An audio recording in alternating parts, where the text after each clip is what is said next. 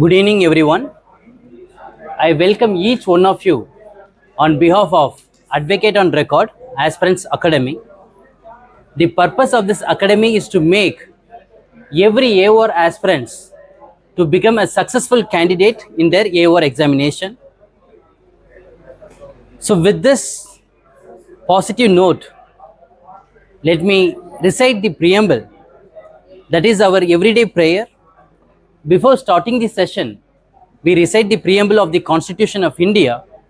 The reason being, the preamble reflects and it is a soul of the Constitution.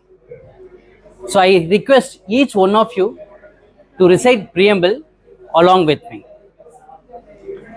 We, the people of India, having solemnly resolved to constitute India into a sovereign, socialist, secular, democratic republic, and to secure to all its citizens justice, social, economic, and political, liberty of thought, expression, belief, faith, and worship, equality of status and of opportunity, and to promote among them all fraternity, assuring the dignity of the individual and the unity and integrity of the nation.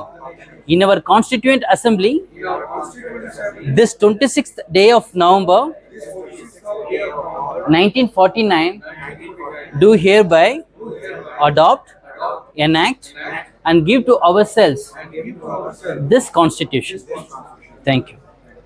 It is not only reciting the preamble, we should try to see how to bring those preamble words in the preamble in true sense, in real sense.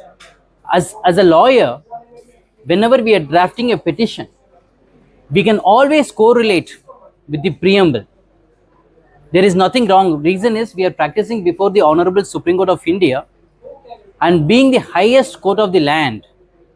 So we can always see to that how much your person is aggrieved and to what extent you can bring the preamble into the petition. That is very important. So now today, this is our 10th lecture and the topic is election of the President and Vice President of India. So how am I going to approach this topic? I am going to approach this topic under 4 headings, dear friends. Number 1, the first heading is, what are the constitutional provisions? What are the constitutional provisions relating to the election of the President and Vice President of India? That is the first heading. The second heading is the Presidential and Vice Presidential Act, Elections Act 1952.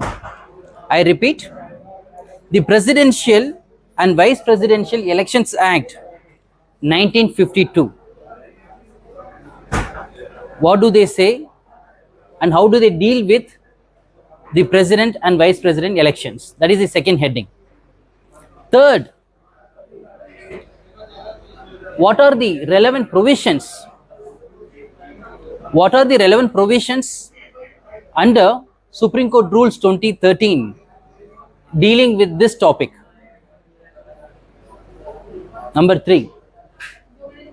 Number 4, what are the judgments pertaining to the election of the President of India? So these are the 4 questions or the headings that I have formulated, and we would be dealing each one of the headings in detail. Now, let us ask ourselves how the Constitution is divided into different parts. Part 1 deals with the Union and its territories. Part 2 of the Constitution, it deals with citizenship. Part 3, which is most important, which deals with the fundamental rights. Part 4, directive principles of state policy. Part 4a, it is equally important, fundamental duties.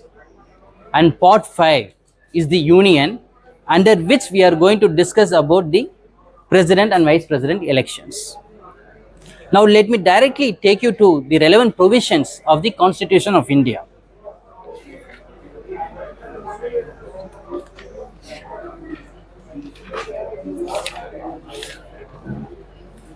Part 5, the Union, Chapter 1, deals with the executive. Article 52 of the Constitution of India deals with the President of India. There shall be a President of India, 52 says. 53, Article 53 of the Constitution deals with executive power of the Union. Article 53 clause 1 says, the executive power of the Union shall be vested in the President and shall be exercised by him either directly or through officers subordinate to him in accordance with this Constitution. 53 clause 2 says, without prejudice to the generality of the foregoing provision, the supreme command of the defense forces of the Union shall be vested in the President and the exercise thereof shall be regulated by law. Clause 3 of Article 53, which deals with nothing in this article shall be deemed to transfer to the President any functions conferred by any existing law on the government of any state or other authority. B. Prevent Parliament from conferring by law functions on authorities other than the President. So ultimately what we are trying to see here is the President is the executive head.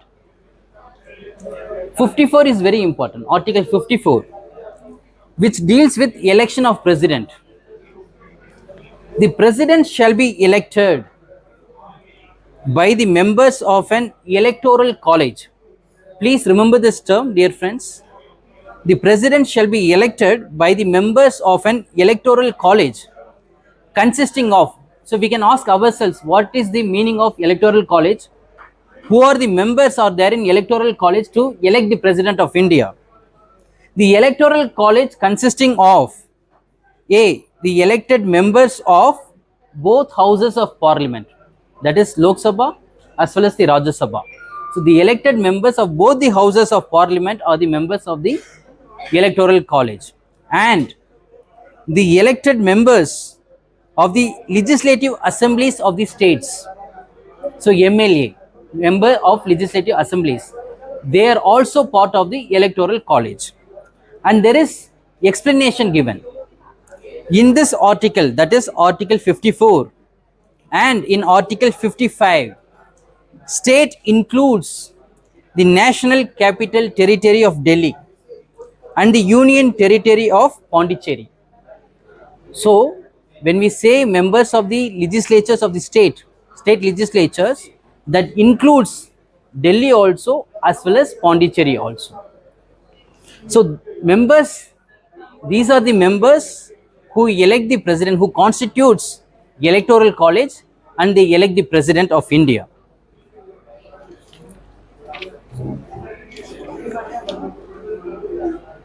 Now, what are the qualifications to become the President? We understand, to become an advocate on record, what are the qualifications, or how do we need to qualify ourselves to become an advocate on record? First, you need to have 4 years practice, and for which you need to prove by saying that there is a continuity certificate issued by the concerned state bar council, and 1 year training under an AOR who has completed 10 years experience as an AOR. So 4 years plus 1 year completion of the training, you qualify yourself to write advocate on record examination. Not only that, you have to write 4 important papers dealing with the Supreme Court practice and procedure. Paper 2, drafting. Paper 3, professional ethics. Paper 4, leading cases. And they have got set of syllabuses and question papers are available. You have to go through very carefully, study, and then make a thorough preparation. So this is the qualification for or to become an advocate on record, and you have to get at least aggregate should be 60%. But how to qualify ourselves to become the President of India? That is provided under Article 58 of the Constitution of India. Qualifications for election as President. No person, clause 1 says, no person shall be eligible for election as President unless he has to fulfill certain conditions. What are those conditions? You can ask yourself, are you satisfying those conditions? If you are satisfying, then you are eligible to contest for the post. First, A, citizen of India. B, has completed the age of 35 years. And C, is qualified for election as a member of the House of the People. They are not talking about the Rajya Sabha. They are talking about a president unless he is qualified for election as a member of the House of the People, that is Lok Sabha. Number 2, a person shall not be eligible. Now they have talked about who is eligible. Clause 2, Article 58, Clause 2, which says who is not eligible. A person shall not be eligible for election as President if he holds any office of profit by reason only that, I repeat, a person shall not be eligible for election as President if he holds any office of profit under the Government of India or the Government of any state or under any local or other authority subject to the control of any of the said governments. So he should not hold any office of profit. There is an explanation also. For the purpose of this article, a person shall not be deemed to hold any office of profit by reason only that he is the President or Vice President of the Union or the Governor of any state or is a minister either for the Union or for any state. For example, the President is contesting again. Therefore, you cannot say you are holding the President and you are holding the office of profit. Therefore, you are not eligible. We cannot say that. Even a governor who is becoming the President or the ministers, so they cannot they will not come under the office of profit. Explanation. For the purposes of this article, a person shall not be deemed to hold any office of profit by reason only that he is the President or Vice President of the Union or the Governor of any state or is a minister either for the Union or for any state. So these are all the qualifications. Now, Article 59 deals with conditions of President's office. Article 60 deals with oath or affirmation by the President. 61 deals with procedure for impeachment of the President. But as far as the topic is concerned, so therefore I am not going into detail of all this. 62, 63 is the Vice President. Article 63 of the Constitution of India deals with there shall be a Vice President of India. 64, the Vice President to be ex officio Chairman of the Council of the States. 65, Article 65, the Vice President to act as President or to discharge his functions during casual vacancies in the office or during the absence of the President. Article 66 deals with election of Vice President. So more particularly, the point which I wanted to bring it here is Article 71. That is most relevant with reference to the present topic. What does it deal with? Article 71 of the Constitution of India deals with matters relating to or connected with the election of a President or Vice President. What does it say? 71, Article 71, Clause 1 says, all doubts and disputes arising out of or in connection with the election of the President or Vice President shall be inquired into and decided by the Supreme Court, whose decision shall be final. Dear friends, Article 71, Clause 1, what does it say? All disputes or doubts with reference to the election of the President or the Vice President shall be inquired into by the Supreme Court and decided by the Supreme Court, and the decision of the Supreme Court is final. So therefore, here we are invoking the original jurisdiction of the Supreme Court. It is not appellate jurisdiction. There is no appeal we are preferring here. It is a original jurisdiction. Under Article 71, Clause 1, the place of forum to challenge the election of the President or the Vice President lies directly before the Supreme Court of India. Supreme Court shall inquire into it and decide, and then such decisions shall become final. Article 71, Clause 2, what does it say? If the election of a person as President or Vice President is declared void by the Supreme Court, acts done by him in the exercise and performance of the powers and duties of the office of President or Vice President, as the case may be, on or before the date of the decision of the Supreme Court, shall not be invalidated by reason of the declaration. For example, if a particular person, say A, is elected as the President of India, is declared as a successful candidate, and now B is challenging, A has become the President of India, B is challenging the election of A, who was elected as the President of India. But the decision may come after 6 months or after 3 months. But whatever the action taken by the President or the Vice President during that tenure for 3 months, whether if the Supreme Court declares that his election is void, what will happen to those actions taken during 3 months? Whether the decision by the Supreme Court holding that election of the President is void, does it invalidate the action taken during those 3 months? The answer is no. It does not apply retrospectively. It applies prospectively. So whatever the decisions or whatever the actions, whatever the duties or functions performed by the President or Vice President during the tenure before the decision, it becomes valid. That is 71 Clause 2 says.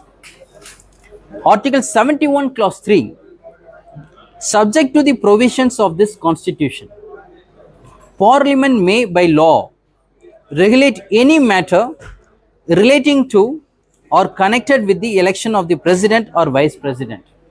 So 71 Clause 3 of the Constitution of India provides the power to the Parliament to come out with any legislature to regulate the election of the President and the Vice President of India. That is Article 71 Clause 3. 71 Clause 4, the election of a person as President or Vice President shall not be called in question on the ground of the existence of any vacancy for whatever reason among the members of the Electoral College electing him. You cannot challenge the election of the President or the Vice President on the ground that Electoral College comprising of members of both the houses of the Parliament and the members of the state legislatures, there were some vacancy, therefore you are questioning the election because there was some vacancy. You cannot do that. Now this is very, very pertinent. This article is very pertinent. I repeat, dear friends, some of our friends have come now, so therefore for that purpose I am repeating it. What we have seen so far is some of the constitutional provisions of the Constitution of India, some of the provisions provided in the constitutions with respect to the President and Vice President of India. Now Article 71, that is very important to the topic today. 71 deals with 71 clause 1, article 71 clause 1, all disputes or doubts arising out of the election of the president or the vice president shall be inquired into and decided by the Supreme Court, and the decision of the Supreme Court shall be final. That is article 71 clause 1. Article 71 clause 2 says, before the decision of the Supreme Court declaring the election as void, the actions, functions performed by the president or the vice president, the decision given by the Supreme Court shall not validate or shall not invalidate such acts performed by the president or the vice president. Article 71 clause 3 empowers the parliament to enact an act regulating the president and the vice president elections.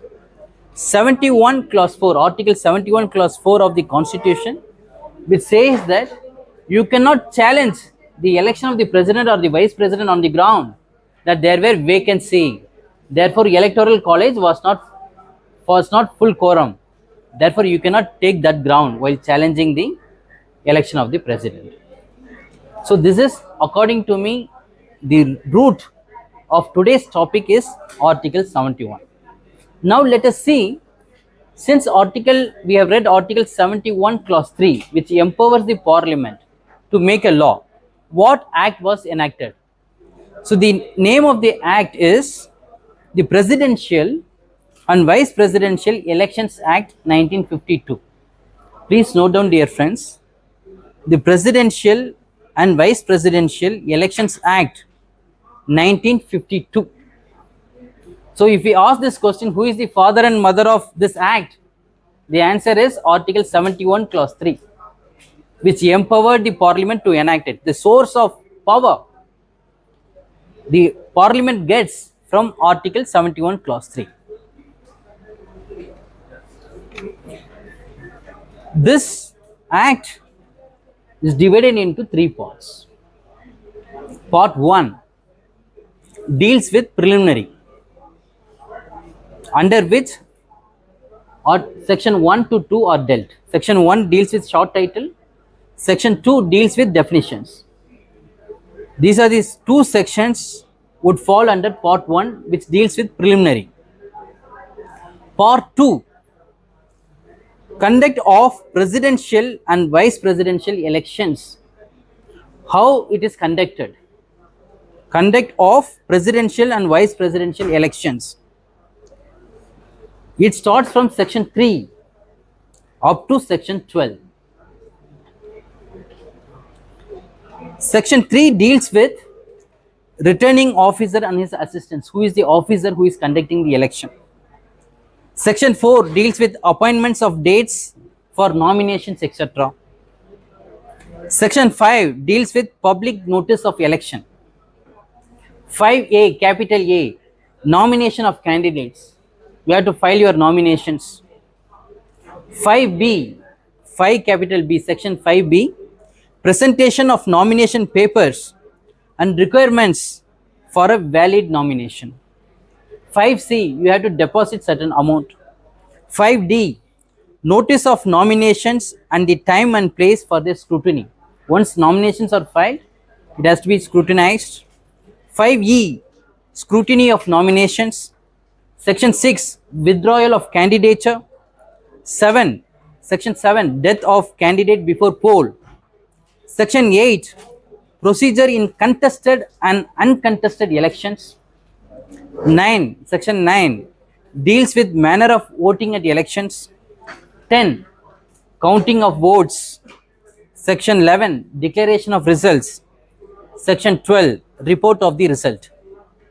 So these are all the provisions which comes under part 2 of the act, from the filing of the nomination till the results declaration of the results.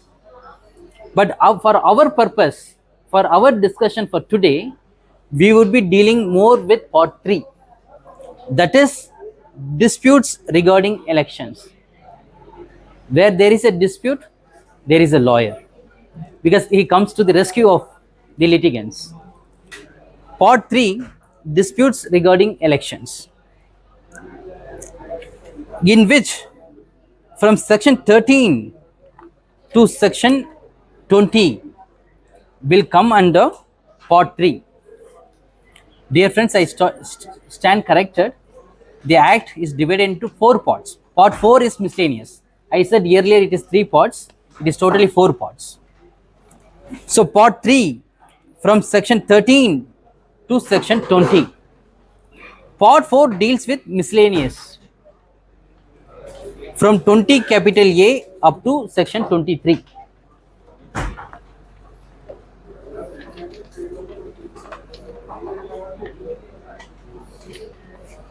There are few important provisions under part 3, disputes regarding elections.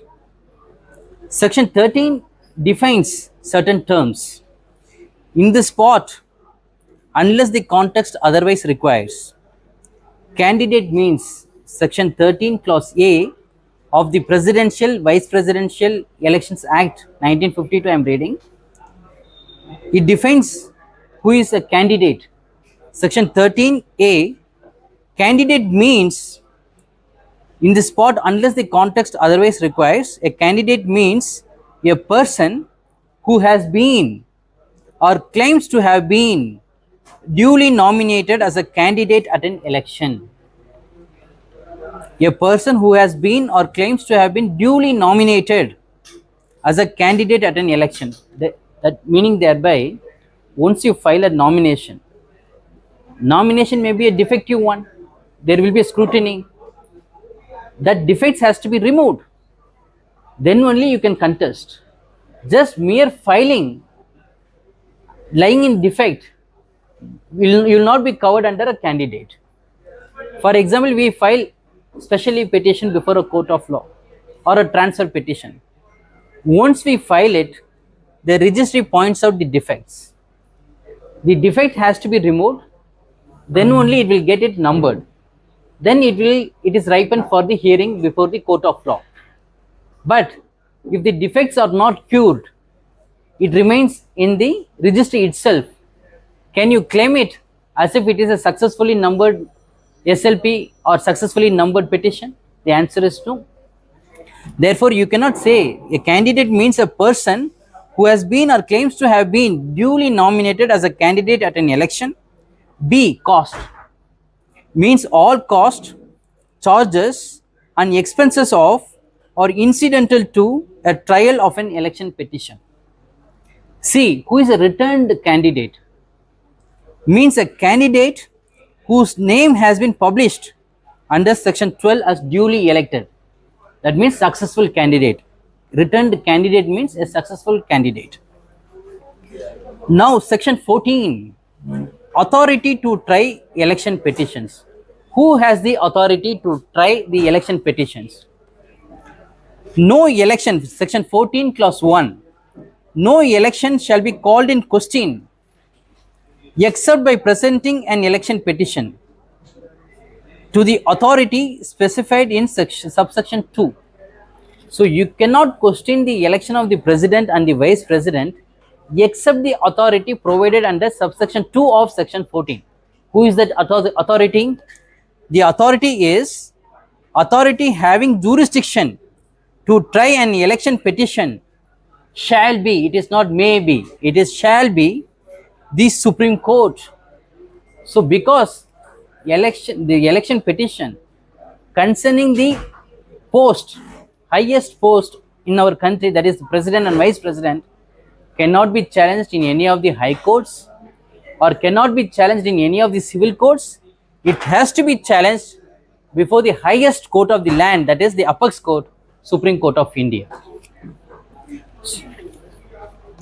Every election petition shall be presented to such authority, that is, who is the authority? The Supreme Court of India, in accordance with the provisions of this part, that is part 3 of the Act, and of the rules made by the Supreme Court. The rules means they are referring to the Supreme Court rules made under Article 145. The Supreme Court is empowered to make Supreme Court rules the source of power, where the Honorable Supreme Court deriving its power from the Constitution to frame these rules? Article 145 of the Constitution of India. So therefore, every election petition, if it is presented before the authority, in accordance with the provisions of this part 3, and of the rules made by the Supreme Court under Article 145. Now we are moving on to presentation of petition. Now somebody is aggrieved. Now we have decided which is the forum. Supreme Court is the forum. What are the conditions? We need to comply with the conditions provided under Part 3 of this Act, as well as the rules provided under the Supreme Court rules 2013. We need to fulfill those conditions while presenting a petition, election petition. Now, section 14 capital A deals with presentation of petition. An election petition calling in question, an election may be presented one or more of the grounds. So when you are challenging whenever you are challenging an election, you must have grounds. On what grounds you are challenging that petition? Those grounds are stated under section 18 itself. So they have provided certain restrictions. You can raise those grounds which are prescribed only under section 18. You can present only in accordance with Part 3 and rules, Supreme Court rules. So therefore they are limiting, or they are very much restricting the procedures. See, as we saw earlier in previous occasions, we dealt with writ petitions, PIL, public interest litigations, where we have seen a letter can be written to the Supreme Court, and Supreme Court can treat that letter as a public interest litigation, and they have given the remedy also for those aggrieved. The example is Sunil Batra 2 versus Delhi administration, where it was concerning with the prisoners' rights. Bandhuva Mukti Morcha, the case related with the bonded laborers. A petition was written to the Supreme Court. Supreme Court converted that letter as a PIL, and they have decided the case and given a remedy. That because it shows, what does it show? The concern of the Honorable Supreme Court towards the citizens of this country. And moreover, under Article 32 Clause 1 of the Constitution, they have interpreted what is the appropriate proceedings. Appropriate proceedings means it is not something that you have to fulfill all those conditions provided under the rules, but we are concerned with the purpose, not with the form. Even your letter is sufficient. It need not be verified by an affidavit.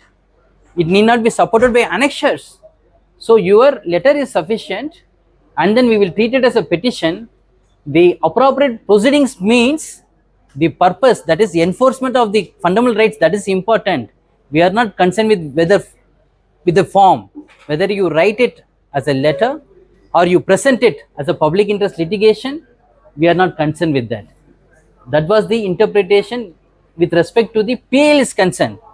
But with respect to the election of the President and the Vice President is concerned, the Honorable Supreme Court is very particular. Even Act is also very particular, because tomorrow ABCD should not challenge the election of the President and the Vice President. So they need to limit the scope of entertaining those petitions, should be limited, and the parameters are made very, very strict. Now, how do you present the election petition?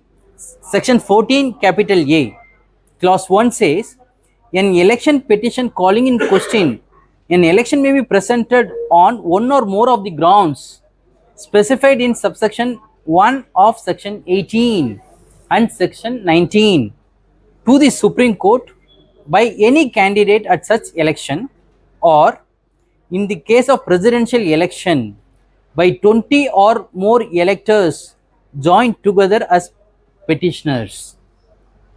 So in the case of presidential election, these questions might come even in your AOR examination. When you are filing a petition challenging the presidential election, how many has to join as a petitioners? Maybe by 20 or more electors joined together as petitioners. So firstly, actually what we have seen is, it may be presented with respect to any of the grounds provided under section 18 subsection 1 to the Supreme Court by any candidate at such election. So it can be done by any candidate also. That is one option by way of presenting a petition. Or if it is not by one candidate, or in the case of presidential election by 20 or more electors joined together as petitioners. In the case of vice presidential election by 10 or more electors joined together as petitioners. Clause 2. Section 14 capital A clause 2. Any such petition may be presented at any time after the date of the publication of the declaration containing the name of the returned candidate at the election under section 12, but not later than 30 days from the date of such publication. There is a time limitation also. Within 30 days from the date of such publication of the results. You cannot challenge it beyond that. Now, section 15, form of petitions. So, how do you present it? Form of petitions, etc., and procedure. Subject to the provisions of this part, rules made whether before or after the commencement of the presidential, vice presidential, the Election Amendment Act 1977 by the Supreme Court under Article 145 may regulate the form of election petitions, the manner in which they are to be presented, the persons who are to be made parties thereto, the procedure to be adopted in connection therewith, and the circumstances in which petitions are to abate or may be withdrawn, and in which new petitioners may be substituted and may require security to be given for cost. So this is about the form of petitions, how to present it in accordance with the Supreme Court rules. Now a person has filed a petition challenging the election of the president or the vice president.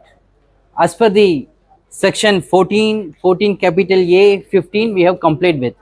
What sort of relief that he can seek? What would be his prayer?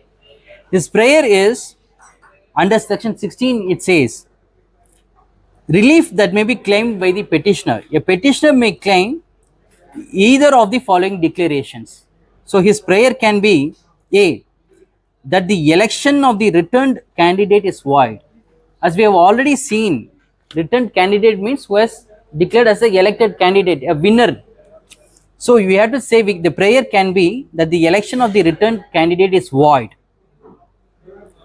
B, clause B, that the election of the returned candidate is void and that he himself or any other candidate has been duly elected. His election is void, in his place who is duly elected, that also they can ask as a relief. I repeat, that the election of the returned candidate is void and that he himself, a person who is challenging, that he himself or any other candidate has been duly elected. So this can be a relief under section 16. Now what can be the order of the Supreme Court? Orders of the Supreme Court, that is provided under section 17 of the Presidential and Vice Presidential Elections Act. At the conclusion of the trial of the election petition, dear friends, trial, they are using the term trial because it is a original jurisdiction. Everything originates in the Honorable Supreme Court, therefore it is a trial. At the conclusion of the trial of the election petition, the Supreme Court shall make an order, A, dismissing the election petition. They can dismiss the election petition, or B, declaring the election of the returned candidate to be void. Yes, the winning candidate election is void. They can declare that. Or declaring the election of the returned candidate to be void and the petitioner or any other candidate to have been duly elected. So 17 clause 2, at the time of making an order under subsection 1, the Supreme Court shall also make an order fixing the total amount of cost payable and specifying the persons by and to whom cost shall be paid. Reason is, if we do not have this clause, anybody can file it, petitions. So they are making very restricted mode by which whenever a person fails in his election petition, the Honorable Supreme Court has the power to impose cost, and then they can say who has to bear the cost and who has to get that cost also, that is prescribed.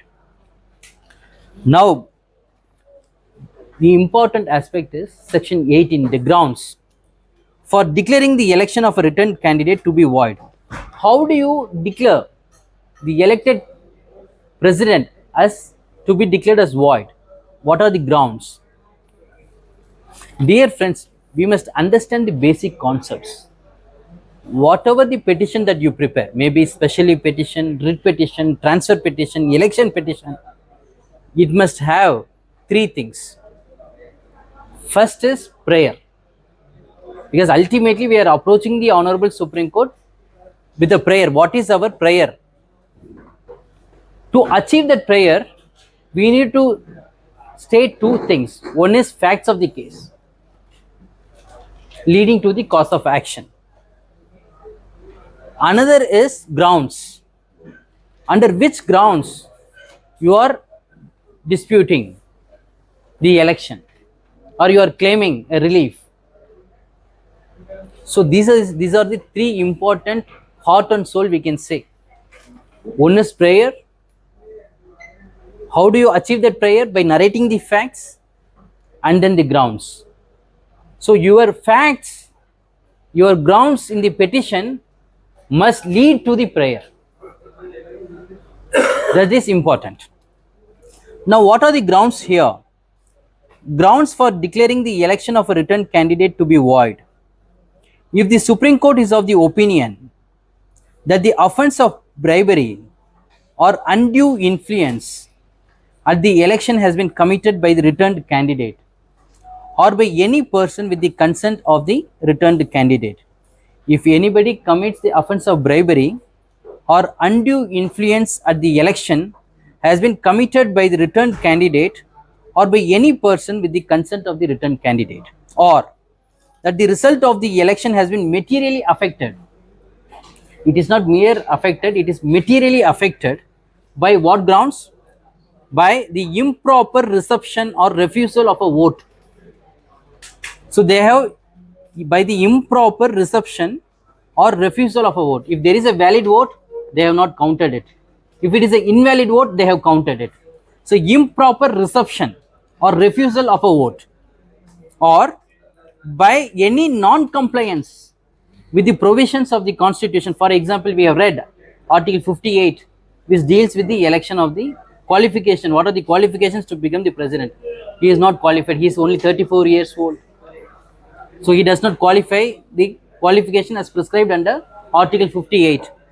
So by non-compliance with the provisions of the Constitution of this Act, of the Constitution or of this Act means the Presidential and Vice Presidential Elections Act 1952, or any rules or orders made under this Act.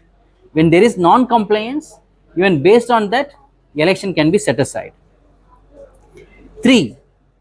By reason of the fact that the nomination of any candidate other than the successful candidate who has not withdrawn his candidature has been wrongly accepted. C. That the nomination of any candidate has been wrongly rejected, or the nomination of the successful candidate has been wrongly accepted. The Supreme Court shall declare the election of the returned candidate to be void. Clause 2 says, that is section 18 clause 2, for the purposes of this section, the offences of bribery and undue influence at an election have the same meaning as in chapter 9A of Indian Penal Code. But subject to verifications, dear friends, there is an amendment with respect to the offence of bribery or undue influence. See, as per my research, subject to the verification, there is an amending act of 1974 in which they have removed this. That is, the grounds relating to the offence of bribery or undue influence for challenging an election to the office of the president or vice president should be omitted altogether. So we have to verify whether it is that ground is omitted or it is still in book. That research has to be done by us. So we have stated what are the grounds based on which election can be declared void. And section 19, grounds for which candidate other than the returned candidate may be declared to have been elected. So grounds for which a candidate other than the returned candidate may be declared to have been elected. For example, A is already elected as the president. When his election can be declared void, and in his place who can be declared as a winning candidate. If any person who has lodged an election petition has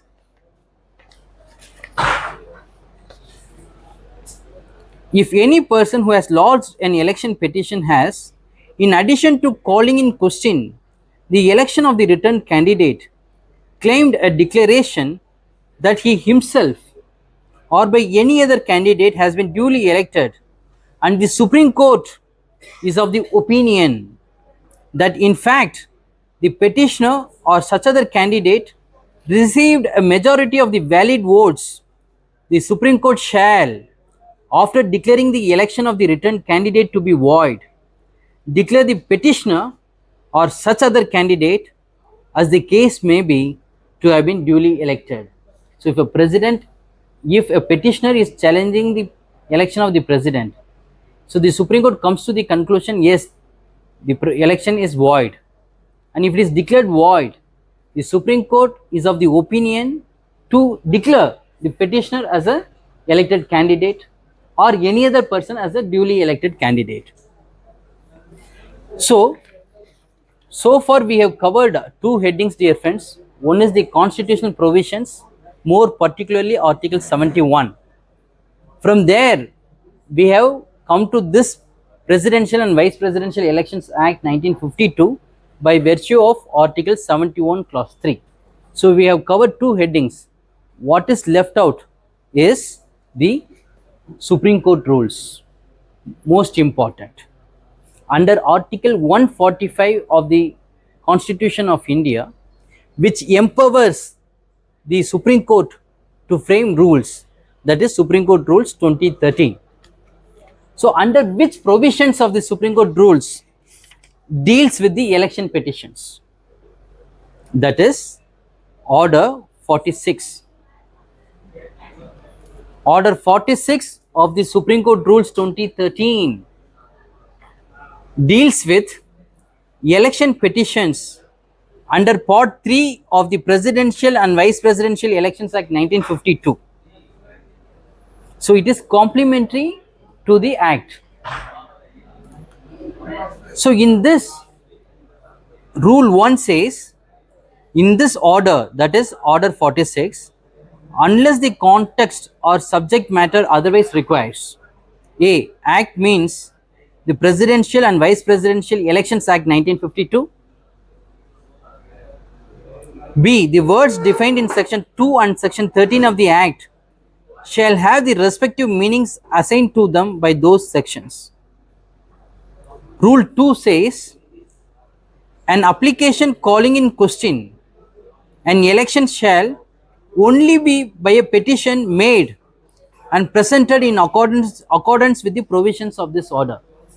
You can challenge the election only by way of presentation of this petition, and it has to comply with the Act also, as well as this Order 46 also. 3. Rule 3 of Order 46. The petition shall be made on a court fee stamp of the value of rupees 20,000 and shall be signed by the petitioner or all the petitioners if there are more than one, or by a duly authorized advocate on record of the court on his or their behalf. Either the petitioner must sign the petition, or if there are more than 20 petitioners, those 20 petitioners can sign the petition, or duly authorized advocate on record can sign on their behalf. Even in specially petitions, whenever we prepare, it is accompanied by an affidavit. affidavit signed by the client, but SLP is signed by the advocate on record. So see the responsibility vested with the advocate on record. So therefore, what the humble request here is, advocate on record cannot just lend his name. He has to understand what he has written, and he has to understand what is the effect of his filing petitions, because there are numerous cases already decided, and it is being decided now, even now, that some of them file their petitions without knowing it, and then they end up in the problem. So therefore, AOR examination is must, and our responsibility is most important. 4. Rule 4 says, if the petition shall be divided into paragraphs numbered consecutively, each paragraph being confined to a distinct portion of the subject, and shall be presented or typed legibly on one side of standard A4 size paper. So these are all what is the court fees, how a petition has to be, and what is the right, what is the locus standi to maintain this petition, that is discussed under Rule 5. The petition shall state the right of the petitioner under the Act to petition the court, and briefly set forth the facts and grounds relied on by him to sustain the reliefs claimed by him. So his relief must be there. To substantiate his relief, he must state the facts and then grounds. Each facts has to be divided into paragraphs, and you should not club the paragraphs together. If it is one paragraph, if you are dealing with one topic, that's all. For example, if you are giving the introduction about who is the returned candidate, successful candidate, para 1 you can say the returned candidate is so and so, and according to you it is not, he is not qualified. So each paragraph must deal with one topic only. One paragraph dealing with the qualification, and second paragraph how that qualification is not fulfilled, and paragraph 3 which constitutional provisions is violated, number 4 which provisions of the Presidential and Vice Presidential Elections Act is violated, and then which provisions of the Supreme Court rules, that is Order 46, is violated. So Order 46 means it is a different paragraph. Election, presidential and vice presidential elections, that is different paragraph. So you should not merge everything in one paragraph, because that is going to helpful for your drafting also. Even for the purpose of argument also, you can give a heading and then you can deal with it. Now, Rule 6 of Order 46, the allegation of fact contained in the petition shall be verified by an affidavit to be made personally by the petitioner or by one of the petitioners if more than one, provided that where the petitioner is unable to make such affidavit by reason of absence, illness or other sufficient cause, it may, with the sanction of a judge in chambers, to be given at the time of the presentation of the petition, be made by any person duly authorized by the petitioner and competent to make the same. Now 7, Rule 7 says, if we are challenging a person calling in question, an election may be presented on or more of the grounds specified in Section 18 Clause 1 of the Act and Section 19 of the Act by any candidate at such election, or in the case of a presidential election by 20 or more electors joined together as petitioners. In the case of vice presidential election by 20 or more electors joined together as petitioners. But the Act says it was 10 with respect to the vice president. But here the order says it is, see Section 14 capital A, in the case of vice presidential election by 10 or more electors joined together as petitioners. But here in the case of vice presidential election, the order says by 20 or more electors joined together as petitioners. So we need to get it verified whether there is a change here, how the Act says 10, how the order says it is 20. So if you go deeper, more you understand about the provisions. Then Rule 8 says, every petition calling in question an election shall bear a certificate from an advocate designated a senior advocate to the effect that petition discloses one or more substantial questions for challenging the election of the president or the vice president, as the case may be. Like how a curative petition is filed. You file a curative petition only with the certificate provided by the designated senior advocate, confirming that there is a substantial question of law involved and there are some grounds which was stated in the Rupa Hura that is available in the curative petition. Therefore, curative petition is maintainable as per the certificate issued by the designated senior advocate. Similarly, there should be a certificate issued by a designated senior by saying that there are substantial questions of law involving the election of the president and the vice president. Then Rule 9 says, where the petitioner claims a declaration under section 16 clause A of the Act, he shall implead the returned candidate as the respondent. Returned candidate means a successful candidate as the respondent. And where he claims a declaration under B of the said section, he shall implead as respondents all the candidates other than himself duly nominated at the election. So dear friends, now I am skipping some of the provisions because it goes up to Rule 40. So I will take you to very relevant provisions. I request each one of you to read in detail for preparation of your exams. Rule 11 says, the presentation of a petition shall be made by delivering it to the registrar of the court in his chambers in the courthouse unless it is presented before the judge in chambers under Rule 6. Either you can present it before a chamber or before the registrar. Once registrar receives it, if he finds out some defects, he may return the election petition. So thereafter it comes to the preliminary hearing. Once the defects are cured, it comes to a preliminary hearing. And how many judges can hear this petition? Is it a single judge or a division bench, that is 2 judges? They say not less than 5 judges. So whatever the judgments that was decided by the Supreme Court previously, it was all of Constitution bench judgments, 5 judges. There is only one exception is there, where the election of the president of Pranab Mukherjee, that was challenged. It was comprising of 3 judges. That is what they say. Otherwise, it was comprising of 5 judges. So I read that provision where they say it has to be heard by 5 judges.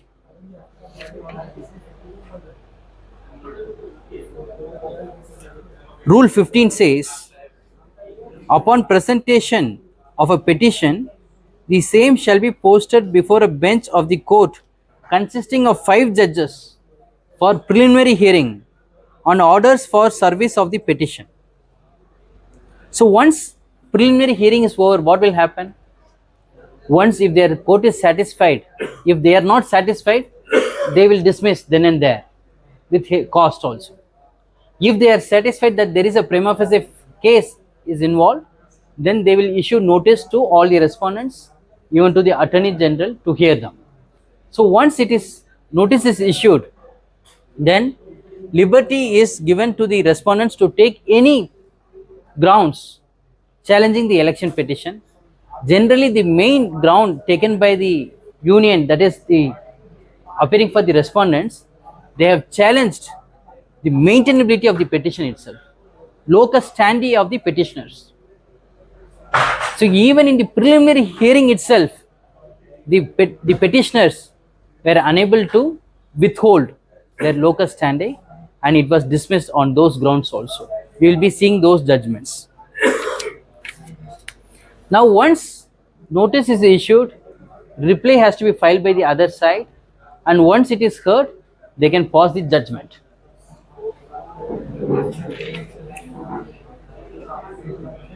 Yes. So this is what, dear friends, order 41. You can ask the questions later, ma'am. So order 46 of the Supreme Court rules, from rule 1 to rule 40 of the Supreme Court rules, deals with the election of the president and the vice president. Now we have successfully covered three aspects. Now moving on to the judgments, I will give you two judgments. One was decided, this is the fourth heading, that is judgments.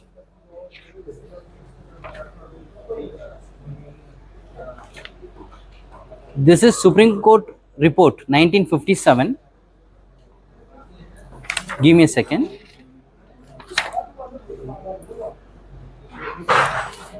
It is 1958, sorry.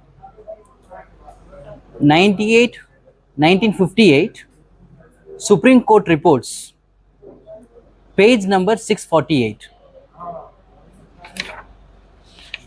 It is just running to 2 pages only. The judgment itself, just 2 pages, but it was decided in the year 1958. Supreme Court reports, I request each one of you to read this, just running to, that's all, these 2 pages only. What is the name of the case? Dr. N.B. Kare versus Dr. N.B. Khare. Kare or Kare. Dr. N.B. Kare versus Election Commission of India, comprising of judges S.R. Das, Honorable Justice S.R. Das was the Chief Justice, Honorable Justice S.R. Das, Honorable Justice Venkatrama Iyer, Honorable Justice S.K. Das, Honorable Justice J.L. Kapoor, and Honorable Justice Vivian Bose. So 5 judges has decided this petition. It was written by, author of the judgment was by Honorable Justice Venkatrama Iyer. So in this petition, what he has challenged, whose election was challenged, whether the rules and the act and the constitution provisions, whatever we have studied, whether those provisions are taken up as a grounds here. So now, so far, whatever we have studied is only a practical theory. But how do you put the theory in practical? This is the practical one. So please try to pay your attention with respect to this election petition. Honorable Justice begins by saying, this is a petition under Article 71 Clause 1 of the Constitution of India. So we have read Article 71 Clause 1. What does it say? All disputes or doubts arising out of or in connection with the election of the president or the vice president shall be inquired into and decided by the Honorable Supreme Court, and the decision of the Supreme Court shall be final. So this is a petition under Article 71 Clause 1 of the Constitution of India. On May 6, 1957, there was an election to the office of the president, and Shri Rajendra Prasad was declared elected. So meaning thereby here he has challenged the election of the Dr. Rajendra Prasad in the year 1957. Thereafter, Dr. N.B. Kare filed the present petition describing himself as an intending candidate and alleging that there had been violations of the provisions of the Constitution and that the election was in consequence not valid. So Dr. Rajendra Prasad elected as President of India, his election has to be declared void. On what ground? Dr. Kare is claiming that it was against the provisions of the Constitution, therefore it has to be declared void. So thereafter, Dr. N.B. Kare filed the present petition describing himself as an intending candidate. That means he is establishing he has a locus, and alleging that there had been violations of the provisions of the Constitution. and the election in consequence not valid. The prayers in the petition are that grave doubt that exists in connection with the presidential election. It is not mere doubt. The constitution uses the word doubt, but here Mr. Dr. Kare uses the word grave doubt that exists in connection with the presidential election be inquired into, resolved and decided, and the entire proceedings of the presidential election be quashed as void. So this was his prayer. Now the facts goes like this. The registrar of this court, which court? The Honorable Supreme Court. Registrar of this court returned the petition as not being in conformity with the provisions of the Presidential and Vice Presidential Elections Act 1952 and as not satisfying the requirements of the rules of this act contained in Order 37 capital A. Yes, they are talking about previous order. Order 37 capital A, section 14 of the Act 1952 provides that no election shall be called in question except by an election petition presented to the Supreme Court in accordance with the provisions of the Act and of the rules made by the Supreme Court under Article 145 of the Constitution. And it further provides that it should be presented by any candidate at such election or by 10 or more electors at that point of time. Now it is 20. The rules framed by this court with reference to this matter are contained in Order 37 capital A, Rule 3. So as per Order 37 capital A, Rule 3, what does it prescribe? They prescribe that a court fee of the value of rupees 250 should be paid on the petition. So court fee is rupees 250 at that point of time. And Rule 12 requires the petitioner to deposit a sum of rupees 2000 in cash as security for the payment of costs that may become payable by him. The petitioner is not a person entitled to apply under section 14 of the Act, and his petition was also defective as it did not comply with the requirements of Rule 3, that is, he has not paid the court fees, he has not made a deposit of rupees 2000, and it was lying as a defect. Therefore, Registrar of the Honorable Supreme Court returned the petition. It was accordingly returned by the Registrar. Against that order, the present appeal has been brought. Therefore, he has not directly, it did not get numbered. Against the returning of the Registrar order, he has preferred an appeal before the Supreme Court. That is the reason it has reached the Constitution bench. Now, judges, they are deciding. It is firstly contended by Mr. Mani, who was appearing on behalf of the petitioner. It is firstly contended by Mr. Mani that the present petition is outside the purview of Act 31 of 1952. He says it is outside the purview of this Act and the rules also. Order 37A of the Supreme Court rules. This election petition is out. You need not bring within the purview of this Act and the order. It is outside the purview. He himself admits. It is argued that Supreme Court is invested with jurisdiction to inquire into and decide all doubts and disputes arising out of or in connection with the election of the President. That Act 31 of 1952 and Order 37 capital A apply only when there is a dispute as to the election, but where the petition is founded upon doubts as to the validity of the election, it is not covered either by the Act or the rules. We are unable to accept this contention.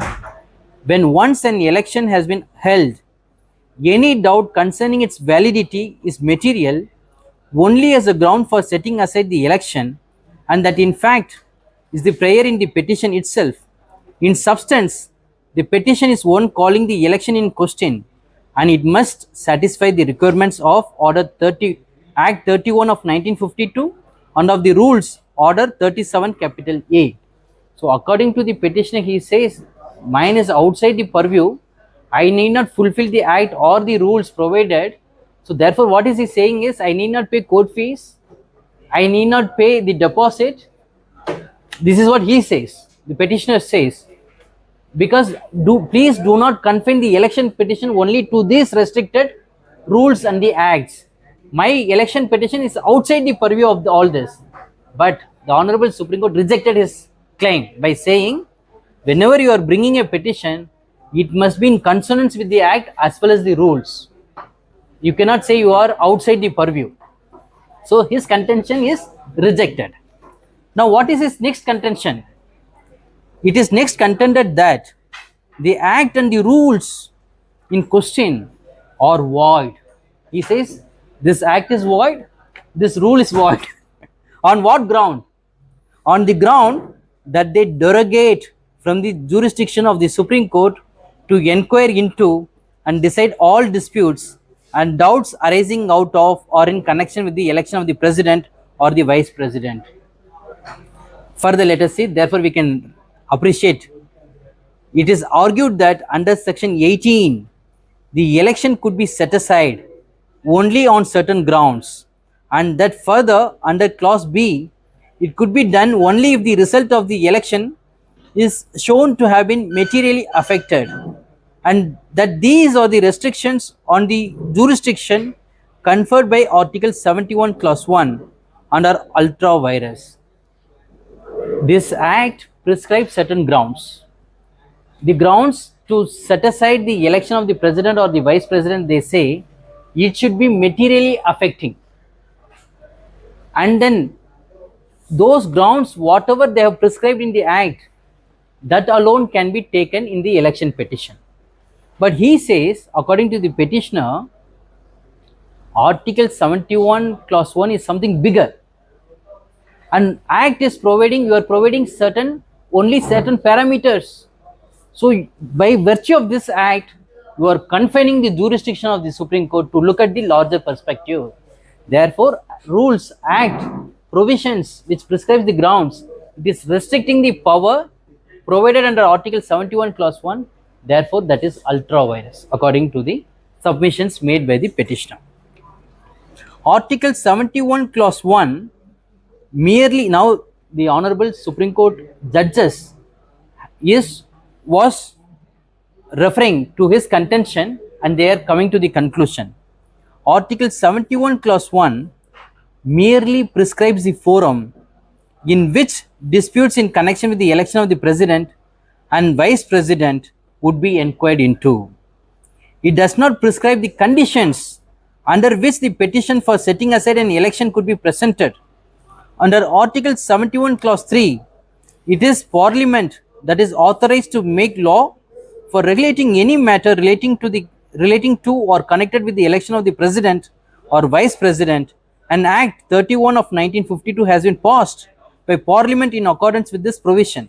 The right to stand for election and right to move for setting aside an election are not common law rights. They must be conferred by statute and can be enforced only in accordance with the conditions laid down therein. The contention that the Act and the rules derogate from the jurisdiction of the Supreme Court under Article 71 clause 1 must accordingly be rejected. The petitioner has therefore no right to move for setting aside the election except in accordance with the provisions of the Act 1952 Act.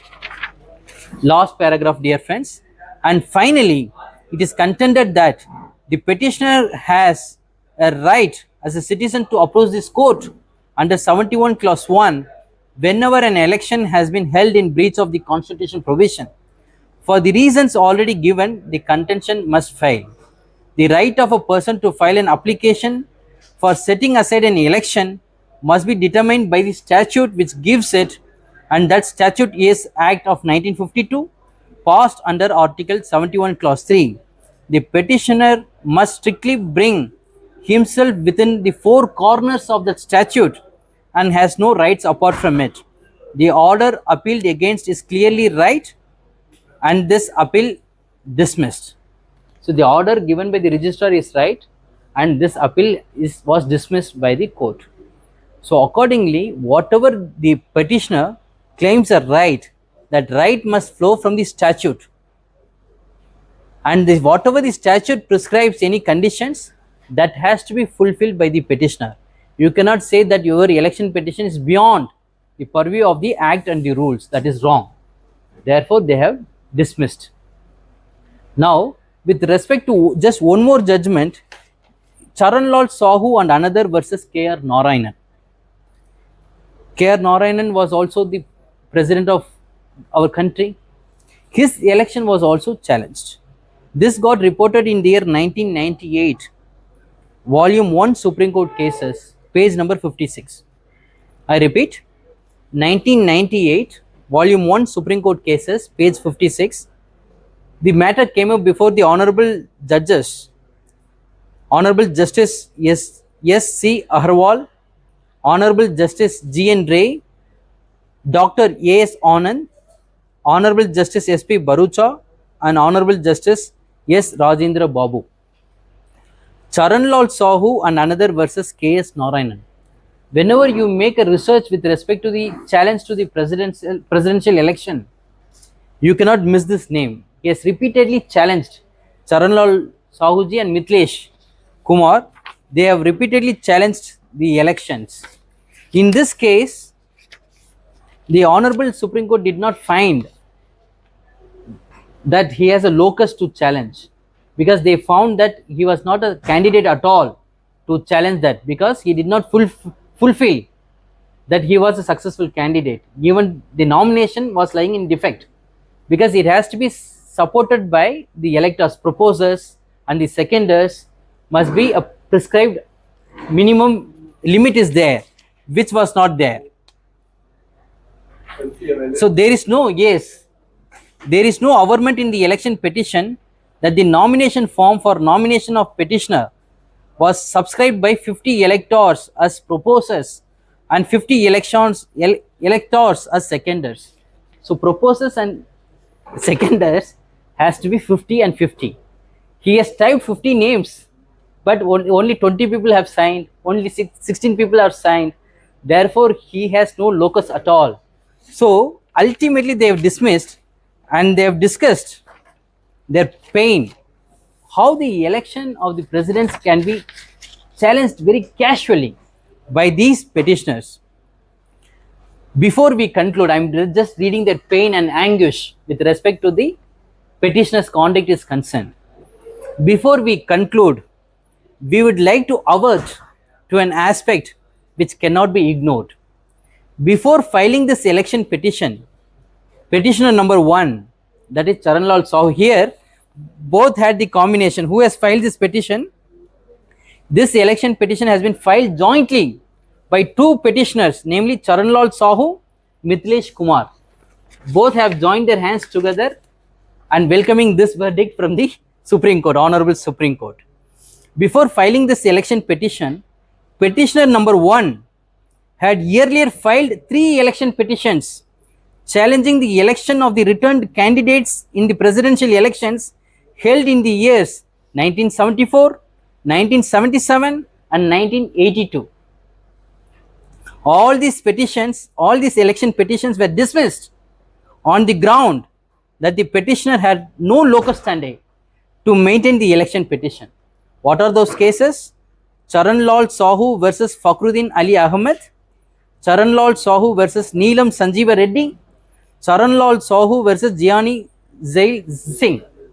Similarly, the petitioner number 2, Mithilesh Kumar, had earlier filed 2 election petitions challenging the election of the returned candidates in the presidential elections held in the years 1987 and 1992. Both these election petitions were dismissed on the ground that the petitioner had no locus standi to maintain these petitions. What are those cases? Mithilesh Kumar versus R. Venkatraman, Mithilesh Kumar Sinha versus returning officer for presidential election. So in Charanlal Sahu versus Gianni Zail Singh, this court, while referring to the election petition filed by the petitioner, had observed, earlier they had observed, para number 7, see, it is regrettable, the term used is very, very important. It is regrettable that election petitions challenging the election to the high office of the President of India should be filed in a fashion as cavalier as the one which characterizes these two petitions. The petitions have an extempore appearance and not even a second look. Leave alone a second thought. Appears to have been given to the manner of drafting these petitions or to the contentions raised therein. In order to discourage the filing of such petitions, we would have been justified in passing a heavy order of cost against the two petitioners, but that is likely to create a needless misconception that this court, which has been constituted by the Act as the exclusive forum for deciding the election petitions, whereby a presidential or vice presidential election is challenged, is loath to entertain such petitions. It is of the essence of functioning of a democracy that the election to public offices must be open to the scrutiny of an independent tribunal. A heavy order of cost in these two petitions, however justified on their own facts, should not result in nipping in the bud a well-founded claim on a future occasion. Therefore, we refrain from passing any order of cost and instead express our disapproval of the light-hearted and indifferent manner in which these two petitions are drafted and filed. Finally, they say in Mithilesh Kumar versus R. Venkatraman, this court had observed, while we expect every conscientious citizen eligible to file an election petition to question an election on the ground prescribed by the Act, we do not wish that any petitioner should make use of this court as a forum to file a petition without giving adequate thought to it, contents, and also to the provisions of law governing the case, merely to seek some cheap publicity. They are saying, instead, just for cheap publicity, you are filing these petitions. We regret to say that seeing one's name in newspapers every day has lately become the worst intoxicant, and the number of people who have become victims of it is increasing day by day. Finally, what they have done here is, they have said petition number 1, who happens to be an advocate himself, Charanlal Sahu was an advocate by himself, has been persisting in this past time, knowing well that such conduct of his part amounts to an abuse of the process of law. This court has so far refrained from imposing cost in the election petition that were filed by the petitioners earlier. It is high time that the petitioners who have persisted in filing this petition, in spite of the law laid down authoritatively by this court in the earlier decisions, are saddled with cost. The election petition is accordingly dismissed with cost. The costs are quantified at rupees 10,000 only in the year 1998. The said amount of cost shall be deposited with the Supreme Court Legal Services Committee. It is also directed that no petition filed by either of the petitioners in person shall be entertained in this court till the amount of cost imposed is paid. So therefore, the Honorable Supreme yes, because the Honorable Supreme Court cannot restrain them from filing a petition because they are fundamental right.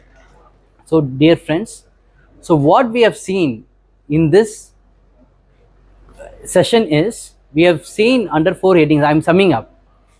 So we have seen Article 71, where all the disputes and the doubts arising out of or in connection with the President and the Vice President election shall be inquired and decided by the Supreme Court, and Supreme Court decision shall become final. Article 71 clause 3 says, which empowers the Parliament to enact a law, and therefore the Parliament has enacted the Presidential and Vice Presidential Elections Act. This act was divided into 4 parts, and we were discussing about part 3, where they have discussed about under what ground you can challenge the petition and who can file the petition. Everything was discussed in detail. And coming to the third topic was Order 46 of Supreme Court Rules 2013, comprising from rule number 1 to rule number 40, prescribing about what is the cost that is to be deposited, what is the court fees that is to be deposited, and then how a petition is to be maintained, how, on what ground provided under the act is taken, and everything has to be stated properly in their petition, election petition. And we have seen how Mr. Dr. Khare was challenging the election of the President of India, the then President of India, Dr. Rajendra Prasad, and Charan Lal Sahu and Mithilesh Kumar, how they had challenged Honorable President K.R. Narayanji's election, and ultimately they could not satisfy that they had the locus to maintain these petitions, and ultimately it was dismissed. So with this, dear friends, what we have seen in a writ petition, that is PAL, the form was not consent. Here the form is consent, and it has to be confined to the parameters prescribed under the Constitution and the Act and the rules. So thank you so much for your patience hearing, and I am really grateful to all of you. Thank you so much.